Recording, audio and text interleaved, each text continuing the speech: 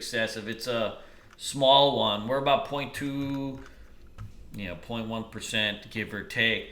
If you go in here, we're on day 4 of a move, so a little bit of a gap. Today's like day 5. That kind of puts the market at a little bit of an extension. If you see here, like if you go back just on the general market, we're really, we've thrust above the upper Bollinger Band, which is actually, that's telling you we're a little bit extended here. Normally, anytime we do that, we do kind of consolidate or pull back, for a couple days. So I wouldn't be too surprised to see, if we just kind of digested some of these gains. Right now, the market's just in what we call a mega donkey shred, or what we call in the old days you call this a gorilla run in the market, which is it's gonna do what it's gonna do till it just fizzles out. That's just the nature of the game. The market is extended, but it's too strong to short. So that gives you, those are the trickiest days to trade, I feel like, because you're extended, but you can't short, right? Where like in normal market, if you're extended, you just take it down for a couple days. But we're in a big liquidity push, at the moment. If you look at the money flow, Federal Reserve is pumping hundreds of billions of dollars basically into into the market. So you can't even really fight that, So even when you look extended, you may grind higher. So my expectation for today is that we literally just grind along for a little bit. Could we keep going today? Sure. The strength of the market is such, but we'll have to focus in on some earnings plays, because I wouldn't be surprised to see just a choppy day. Let's look at some of these gappers here. Chunk. This type of stuff, like this kind of thing, when it fades off like that, that's no good. We need much easier plays than that. So I'd probably leave that alone. If anything, that a stock like that, usually when they fade it off that much, usually fades back and does a red roll more than anything. Reggie, oil stocks have been really hot here. Into the new year, keep an eye on oil stocks, because a lot of them are going to they'll be done with tax loss selling. What tax loss selling means is everybody in December starts to sell their duds, right? So you got to think about what are the biggest, ugliest duds in your portfolio, and for most people, it's going to be oil stocks, right? So for most people, it's going to be oil stocks. So you got to.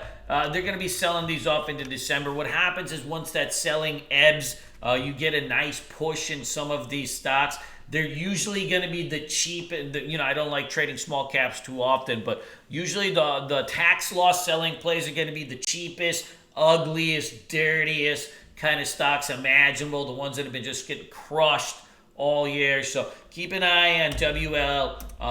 SM is another one. You got a nice base breakout over here. Beautiful little base breakout setting up here. If this thing rips over 10, you've got room to, maybe 1150, that 200 SMA. CRC is another one that's just if you think about what's the biggest, ugliest chart you can find, right? CRC is another one. So that's how you want to go with tax loss selling plays. Think about the ugliest thing you can see, and then look for some type of rounding, some type of consolidation, and then you can really go with it. You'll see a lot of that pretty much all the time when you, in December, this type of play has been working for years, and it's a very common thing. It's the only time I dive into small caps. So even stuff like this, ACB, this is a big hairy turd. If this thing kind of rips over 275, you may get this thing to 325. Cronzilla is another one. If this thing can bottom out and get over that 50 SMA, you may get a little sweet spot in this one too. All of these look fairly good. So keep an eye on some of these. They'll start to run. So this Reggie is gapping up on some news today. I didn't see any out there, but it's only 21 million share float. This is another one that, if you can see here, this is a bottoming pattern. See this kind of W action here. In crappy trading books from the past, they would call that then inverted head and boulders pattern. But you're starting to see, right, when you see that W, just like that, that's when you've got essentially an inverse rollover pattern, which would be a bottoming pattern. So something like this can look pretty good. I don't know what just happened over here. We'll flip to the downside ones for a second till my data refreshes. Chat room people, there's some storms coming around today, so don't be surprised if I lose power for a little bit and I gotta run to the Starbucks, or I don't like Starbucks, but we have a nice little coffee shop called Two Birds in the Yard, because they sell booze and coffee. That's nice. You get a cafe Americano, a glass of wine, and you start shredding some stocks. You can have yourself a nice, fun time. Ooh, oh man. All right, now that the data's back, coming back on this thing. Junk. Let's see what the ZYNE. ZYNE is probably another tax loss selling play at this point. ZYNE surges more than 70%. It's phase 2, blah, blah, blah, blah, blah, blah, blah, blah, blah. This thing was dumping down with the pots. Frankly, if this thing does get over that 50 SMA here at the 7, don't be surprised to see this thing run. You can see you had yourself a nice ORB pattern, right? An ORB pattern is, that's your simplest opening range pattern. When you see this kind of action, right? 1, 2, 3, 4, 5, 6, 7, you get your moving averages curling up under it. That's when, that's when you really, I think that's when you're going to get yourself some nice plays. So this one, it faded off at the 50 SMA today. It's gapping up a little bit. You may actually, if you like small guys, this one will have a chance to go, as long as it gets over that 50 SMA. If it doesn't, then it's a no buenos. That's Spanish for no good. For those of you guys that didn't graduate high school. SBGL, junk. LY, junk.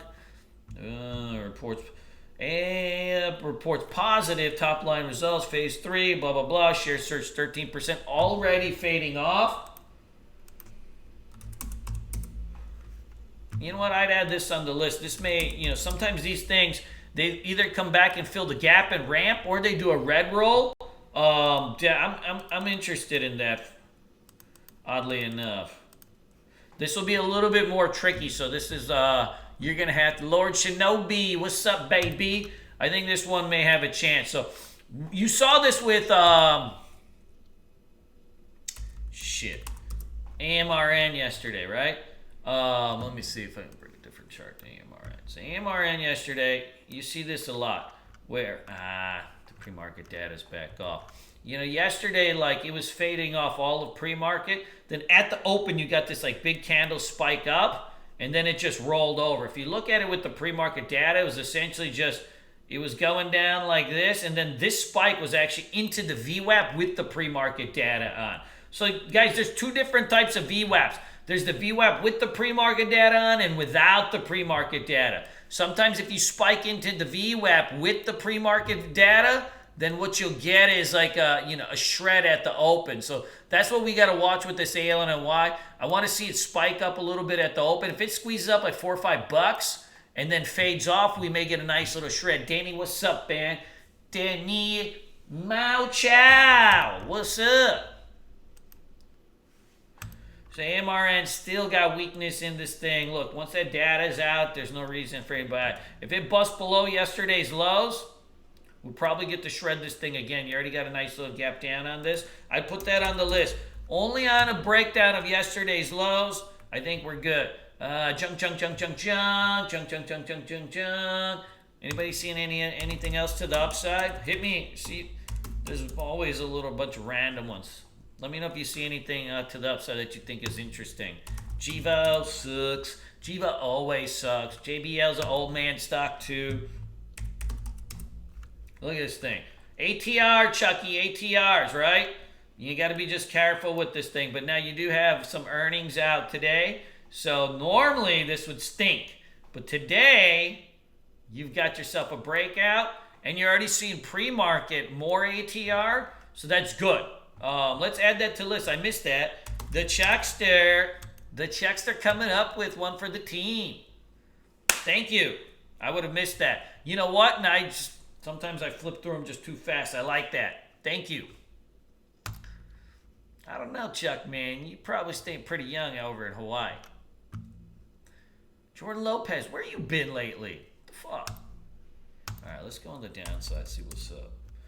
UL, Unilever. This is an ADR, so who knows where this thing opens up. You can see Unilever, all these gaps here. It's an ADR, but it's a European ADR. Out of ADRs, European ADRs are the worst. Chinese ADRs you can trade. Chinese ADRs are like Baidu, Momo, Bazoot. European stocks suck the trade, okay? They never move. The European, like if you try to trade Nokia, right? Like fucking Nokia. Like what does this thing ever do? Moves like 20, 30 cents. So when you think about like when I'm doing, like say I'm making a watch list in TC2000, what I really want to do, like if you want to like make a full-blown watch list, like say you want to do a scan on TC2000, so you want to make a scan for some type of gainers or something, right? What you usually want to do is a new condition set, but like you want to make a watch list of all types of stocks, but take out the European ones. They just stink. So like what I would do here is like you can make a new combo list. Let me show you. Dun, dun, dun, dun. So you do a new combo list. So see on TC2000 you have new combo lists. So you got source list and then pre-scan conditions. So like in source list you do U.S. common stocks, and then you do ETFs because there's a lot of ETFs. ETFs that go, so hit exchange traded funds, and then you want to do ADR, American deposit receipts, but then you want to kind of cancel out like you can cancel out some of these European ones if you want. So when you do your source list, that's how you do it. And then if you want to do when you do the pre-scan conditions, start doing your liquid gainer scans. Right, so now you do your liquid gainer scans. So now you've got, okay, liquid gainers, but you're doing almost like a total market kind of thing. That ends up being, a much nicer list. So now, like when you run your scan, see what you're going to start to have here. You have short list, 6 month, year to date, 5 day, 30 day, 90 day, so on and so forth. But and then when you're doing your nightly scans, you can go through these. So you got Miram, VTH. But that's like the ideal way to do it. You want to build a big combo list. Yeah, the combo list is key. I'll send the combo list to you guys so you guys can have it. Otherwise you won't get the right source names on your TC2000. CLVS had an offering out, so it's pulling back a little bit here. Frankly, for $250 million mixed shelf, didn't really pop back down much. Like, sometimes some of these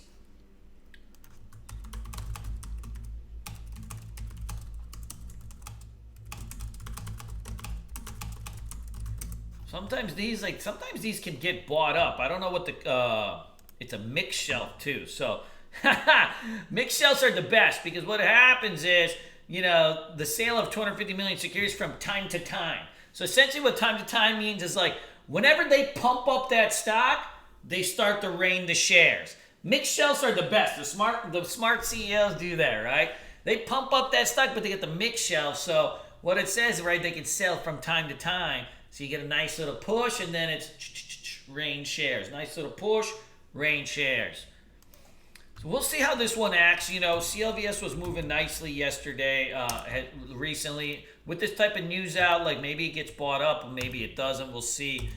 Sina was a very, very nice. It was a very nice flag breakout here from 58 to 65. We started to pull back hard on this one. And maybe it started to pop because there was some news on, hey, Leandre, how you doing? There was some news on Apple giving it some kind of contract. Maybe they didn't get that contract. It's kind of pulling back right into support here, so that's not really clean enough for me, so I'll probably leave that alone. Navistar fiscal poll beats estimates, sales miss. This is actually not bad. So if it's get volume and it stays under 31, we could probably short this thing down. If it gets volume and it stays under 31. So the question is, right, like you always hear some joker being like, oh, volume. What does that mean if it gets volume? What you want to see is at least 500,000 shares fire off at the open.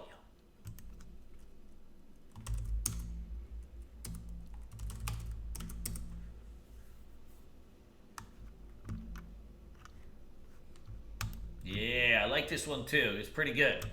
Good. Now let's see what else is going on. Only if 500,000 shares fire off at the beginning. If not, leave it alone. 500,000. Sometimes we get ourselves in trouble because they don't have the liquidity, and then we're like sitting around and there's a spread and we're just literally, right, holding our small shriveled wieners in our hands.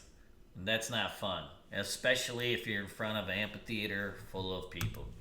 So we want to make sure this thing's got 500,000 shares going off. The rest of this stuff is all junk, so Gapper list is bunk today. Let's talk about the main list, because the main list, there's stocks flying around everywhere. Tesla. First of all, Tesla should be a daily trader for you guys.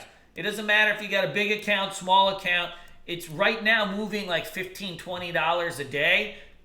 You know, even if it's when a stock is moving around $15, $20 a day, even if you could trade only 20, 30 shares of it, you can still make some money, okay? It's much easier to trade 30 shares of Tesla because it moves clean than 3,000 shares of some $1 pump and dump from, you know, your local chat room guru who's raining shares on your head and your balls. It's not fun.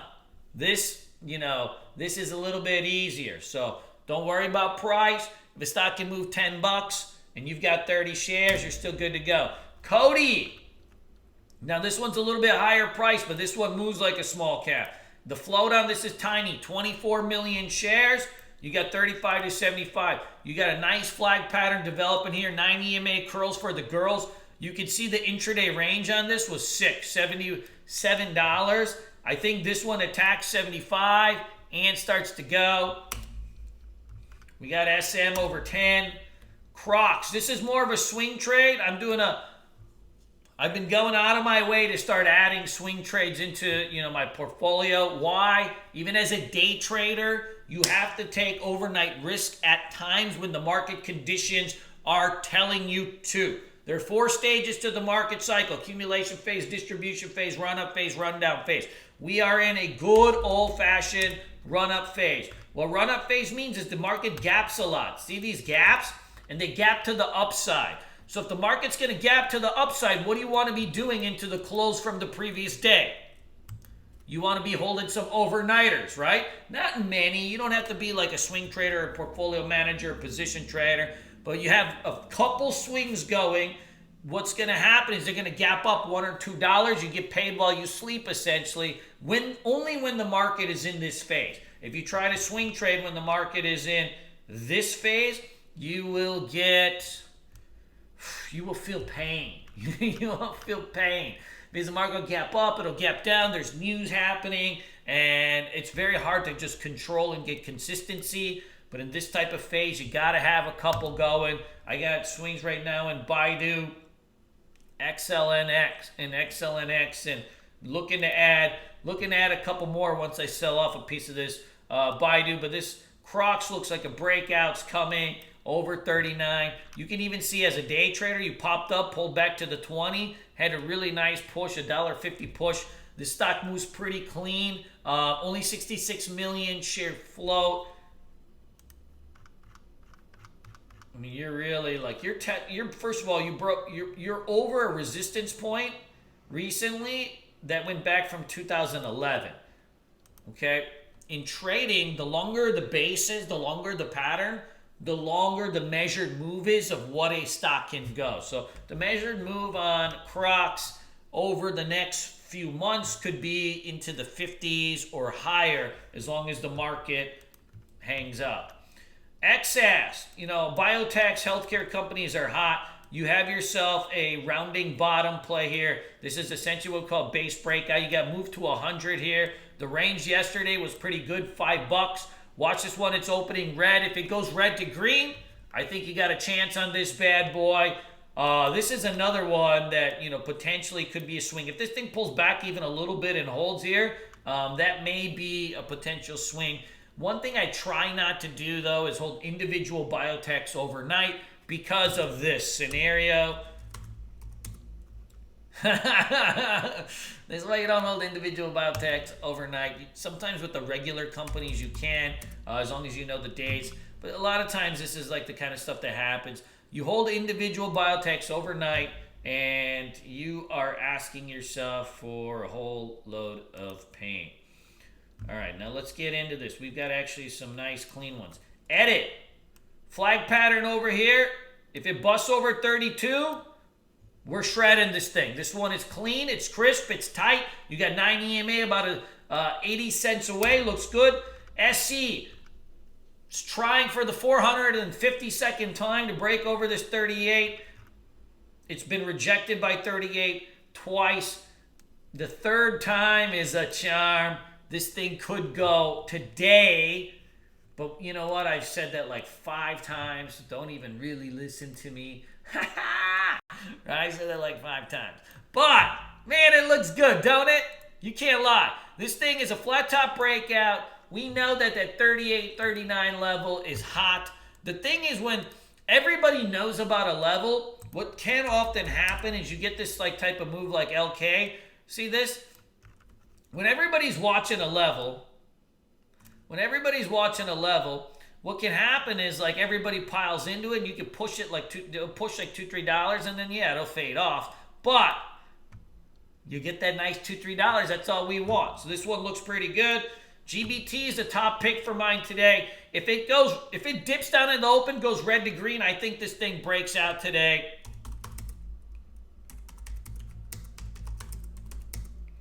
Yeah, it looks pretty good. AUPH junk. I got XLNX for swing. I'm holding this thing up. First target up in the hundreds. AG's got a flat top breakout here over 1150. And then you know what? ARWR had a hammer candle on it. This is a full-blown reversal candle. When you dip down into support and then you revert back, right, and you get that like big tail on the bottom, that's a reversal candle. Those are powerful. What that's probably telling you is that this 4-day pullback is over now, and it can start to get on with its trend. Anything, as we start to go in, this is going to run in for its third tap.